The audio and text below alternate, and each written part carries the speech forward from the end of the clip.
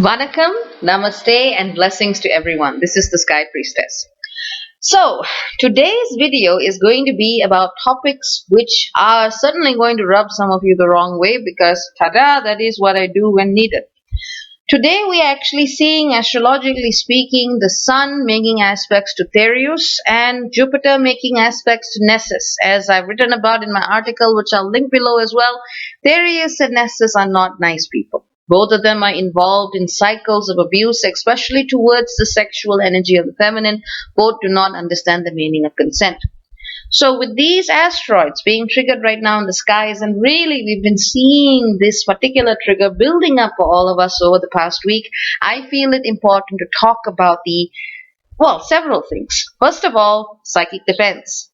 Now, for those of you who are following me, you in all likelihood have some belief in spirit and the idea that the reality we see in 3D is very, very narrow. It's a very small slice of the real picture of what is happening.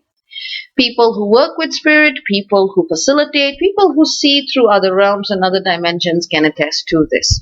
And you will know when they are telling the truth, when it actually corresponds with parts of your experience of day-to-day life, which perhaps may not have made sense to you at 3D level. Or you may be a facilitator yourself. A lot of you who follow my work tend to be, and that's exciting and challenging in different ways. Now, first of all, when we experience bullying, there are different ways of handling it. One way is to say, well, stop, I do not give you my power, go away. That works to a certain point. If you are an Indian woman or if you have lived and worked in India, you know that this does not always do the trick. I remember the Indian government once coming up with the idea of saying, call him brother. Brother, please don't hurt me. I don't think that's worked either. Making appeals to a person's innate sense of justice or innate sense of empathy when they are in a state of seeing you as a victim and wanting to come after you does not always work. That doesn't mean you shouldn't try it. But I was just having this conversation with a client who was just going to India, which is why I'm sharing these experiences. But sometimes something's a little bit harder is required. At the energetic level, as most of us are not likely to face that level of bullying and predation on a daily basis, unless, of course, you are in a terrible relationship, in which case, think about why you're there. What is going to be happening right now is the need to really hold and be strong with our energetic boundaries. There are some gemstones that can help you do that. Labradorite is fantastic. Labradorite.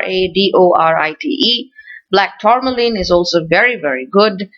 So too is amber, Amber. I should have spelled tourmaline as well. Blacktourmaline, black tourmaline. That's very good as well. Gemstones like this can help you reinforce a sense of your own energetic boundaries. And sometimes the visualization of that really helps. You basically see perhaps a bubble of white light, violet light around you that's holding you in space, and you get to say, this is where I am, this is where you are, do not come near, at the energy level. At the physical day-to-day level, what I had to do when a guy tried doing that to me in Delhi was to run to another guy who was standing in front of a house holding a machine gun. That worked for me in the middle of the night in Delhi. So, not saying everyone else is going to have the same experience. But what I also do see is, in addition to gemstones, a thing that you can do to enhance your psychic defense is to, first of all, validate the fact that you deserve to have your own boundaries. You deserve protection. It sounds simple, but many of us, A, are not aware that we have these boundaries, and B, do not realize how, when, and where we actually sabotage our own defenses by feeling we are not worthy to have our own space. Now, this is something you can do by way of internal affirmation, or sometimes for some of you listening to this video will simply put that awareness in your consciousness and go, shite, I have not been, honoring my boundaries. But again, a lot of you are probably on a further stage of that journey. So, affirmations, gemstones, in the absence of someone literally coming after you, running to a guy with a machine gun, that actually happened. That's the third option. These type of things work. Basically, at the energy level, when you are dealing, whether it's with people who don't respect your boundaries, whether it's with entities, energies, other forms of beings who simply do not respect your space, realizing you deserve to have it, and having some tools to help you reinforce it can go a very long way. For those of you who need clarity in emotion, if so many things are coming in and it's just overwhelming, try Aquamarine. Aquamarine. Aquamarine. Very, very good in clarifying your thoughts. Another good organizer of your space, if you don't know how to create your own boundaries, something that can take you in the first steps of showing you how, is fluorite. Fluorite. These are stones that you can have. You can arrange them in patterns around your workspace or living space. 4 stones in a square make a grid. You can have one of them on you at all times. These things help. So these are just a couple of basic things you can do for psychic defense. But other practices also work, such as energetic visualization practices. Now, whether this is really bringing in the energies you think you're bringing in is a different question. Some may argue it's placebo, some may argue it's not. Whatever it is, it works. So, if you are feeling particularly attacked, vulnerable, or victimized, visualize a bubble of white light around you. Visualize, close your eyes and visualize a stream of beautiful golden energy filling your bubble, just filling you completely up through every part of your cell, every part of your body. That's also just flushing away what doesn't work. And as a third layer, once the goal is push out everything that needs to come out from within, you visualize a violet seal all over you. If you want to, you can also call upon the Archangel Michael. He's pretty good to work with if you're not familiar with this type of work. And you basically open your heart and you say, Archangel Michael, please remove away from me any and all forms of energetic negativity or debris in my aura, through my aura, near my aura, around my aura, and send it back to source and let it no longer affect me. Simple. Very simple, very safe. Don't go beyond that if this is new to you. All right. Other things that you can also do, you can smudge your space with sage. You can also work with essential oils and diffuse them. Frankincense is very good. Tea tree is very good in decluttering an area and an environment. There's also lots of other things that do work as well. But experiment. There are many ways of doing this. Now, the second thing I wanted to talk to you about, and this is probably going to raise a little bit of controversy, is grounding. And the reason I say grounding may raise controversy is that we are all talking about it, but we're not all doing it. When I look at a person in a session, I'm not looking at their face. I'm not looking at or hearing their voice. I'm not looking at their words. I'm not looking at anything except their energy body. So quite a lot of the times I see, especially now, a lot of the people who have the words for grounding tend to be grounding from here, the energy center at the center of the head. Which is fine, but that's not the same as actually invoking your grounding from the rest of you.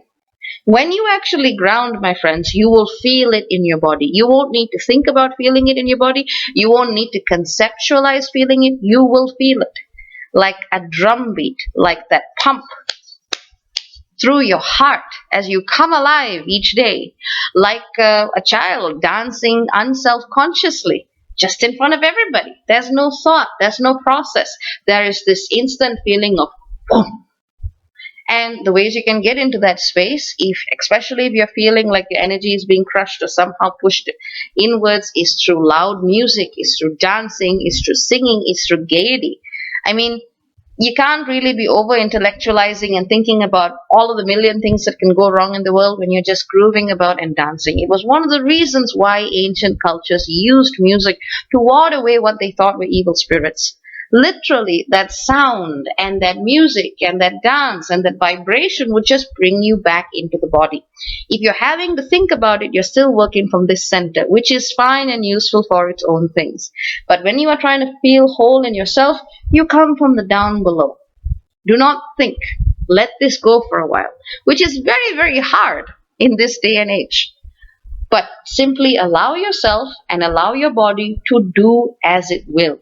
When you are grounded, you will have a far greater ability to respond to whatever it is that tries to burst your bubble in a way you don't want it bursted, or tries to get up in your face, or tries to predate upon or access your energy in ways that you do not consent to. Now, at the end of the day, consent is everything. And without consent, even at the energy level, it becomes a lot harder for anything to get into your space of being. Now, there is, of course, the theory that by loving everything unconditionally, bad things go away. I can see metaphysically where this idea comes from, but at the level of day to day practice, let me just put it to you very, very simply. If you were a mother and you were a carrying child, would you go to a place where you knew that you could maybe pick up something that might affect your pregnancy? Or would you say, I will love it so that this parasite does not attack me? If you can answer yes to that question, okay, go with that practice. But that too is one of the statements which I find very alarming when attempting to teach people who do not have that training basically how to do metaphysics. Whilst the vibration of love is powerful, love in its purest form is unconditional. That means accepting everything, including things that at the 3D level of reality we might find undesirable. Love means accepting the divinity that moves through all things, including the situations that leave us feel powerless and disembodied or simply disconnected. But again, that's your choice to make. But this idea that you can basically defend yourself purely through the idea of love needs a little bit more substance for it to actually work. When you operate at that level of love, you don't need the idea of defense, which is fine at a spiritual level, but at a 3D level, as 3D beings, or rather as multidimensional beings in 3D husks, this is something to still remember. Love does not necessarily mean accepting crap into your energy body or into your physical body because you want to transmute it. Love can equally and just as easily mean walking away from a bad situation, or in my case, running away and getting help. So, this is something that I also felt the need to address. People are scared and want to change the words victim, defense, evil, negativity, and they want to pretend that it doesn't exist or that we control it entirely from here. We live in such a vast multiverse. Forget about cosmos. We live in a multiverse. We live in places where we get affected by energies from timelines and realities that we cannot see. And this is the nature of life. Quantum physics understands this. But it is, at the 3D level, important to keep certain boundaries in place. Let the metaphysics work at that level, but remember to take your basic daily steps. And if in doubt of whether or not you should defend yourself and whether or not it's a loving thing to do, irrespective of whether you're a man or a woman, if you had a small child to protect, would you leave them in that situation? That tends to be a very powerful question that brings a person home immediately to the urgency of a situation. So, on that note, take care of yourselves, take care of your inner children, love yourself enough to get out of situations that do not work and actively harm you, or in some cases, love yourself enough to stand up to it and to say, no, this is not going to be me anymore. That too is love. Or love yourself whichever way you feel is right. But either way, just remember that you are not alone. Everyone in the universe or everything and everyone in the universe is experiencing some part of the great cosmic tapestry. You are never alone. At the 3D level, it might seem that way, especially if you live away from family and have no friends, in which case you may want to seek out to facilitators, groups, and organizations that provide people support, especially when they are disconnected from others. But at the end of the day, realize that this is something that is happening to all of us. The way we generate a response in the human collective is to start the change with ourselves and with what it is we actually do. Food for thought. You are never disconnected. So, even if you think you are. So, on that note, take care of yourselves. Every one of you matters. Each and every single person. Now, some people may be harming you in ways that they don't realize, and in these cases, talking to them helps. And sometimes they want to harm you for the heck of it. And in those cases, getting in a higher authority helps as well. But, yeah. Stay safe, peoples. Lots of love. Bye-bye.